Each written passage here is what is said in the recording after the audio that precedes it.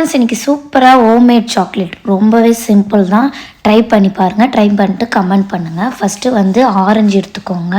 உங்களுக்கு எவ்வளோ தேவையோ ஆரஞ்சு எடுத்துக்கோங்க. நான் 1 கிலோ அளவுக்கு ஆரஞ்சு எடுத்துருக்கேன். உரித்து எடுத்துக்கோங்க. எடுத்துகிட்டு இதை மிக்ஸி ஜாரில் சேர்த்துக்கோங்க.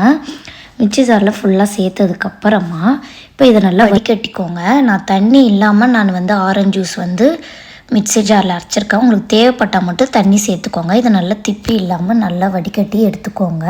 எடுத்ததுக்கப்புறமா இன்னொரு பாத்திரத்தில் வந்து ஜூஸ் சேர்த்துக்கோங்க. எனக்கு வந்து கரெக்டாக 3 கப் அளவுக்கு ஆரஞ்சு ஜூஸ் வந்திருக்கு. 3 கப்பும் நான் சேர்த்துக்கிறேன்.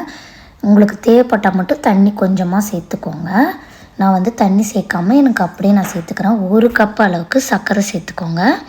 இனிப்பு உங்களுக்கு ஏற்ற மாதிரி சேர்த்துக்கோங்க. 1 டீஸ்பூன் அளவுக்கு தேன் சேர்த்துட்டு இதை நல்லா கலந்துக்கோங்க. இங்கே பாருங்கள், நல்லா சர்க்கரை தேன் எல்லாமே வந்து கலக்கணும். இப்போ 1/2 டீஸ்பூன் அளவுக்கு உப்பு சேர்த்துக்கோங்க. சேர்த்துட்டு இதை நல்லா கொதிக்க வைங்க. நல்லா சிம்மில் வச்சே கொதிக்க வைங்க. நல்லா வந்து இது திக்காகும் பாருங்கள்.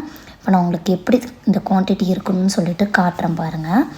ஒரு நல்லா இங்கே பாருங்கள், இந்த மாதிரி திக்காக வரணும். ரொம்ப சிம்மில் வச்சே இது பண்ணுங்கள். ஒரு பாத்திரத்தில் தண்ணி எடுத்துக்கோங்க. டீஸ்பூன் அளவுக்கு நீங்கள் வந்து தண்ணியில் ஊற்றி பாருங்களா. அப்போ வந்து அது ஒட்டாமல் வரணும். இப்போ பாருங்கள், கொஞ்சம் அப்படியே ஒருமாதிரி ஸ்லைம் மாதிரியே இருக்கும். அப்போ இன்னும் கொஞ்சம் நேரம் அது வந்து 5 நிமிஷம் கொதிக்க வைங்க. கொதிக்க வச்சிங்கன்னா இந்த பக்குவத்தில் இருக்கும்.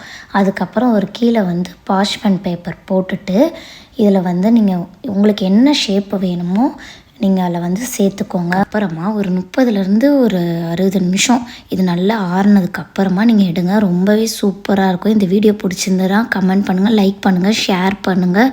ஆர்த்தி சமையலுக்கு சப்ஸ்கிரைப் பண்ணிக்கோங்க. தேங்க்யூ.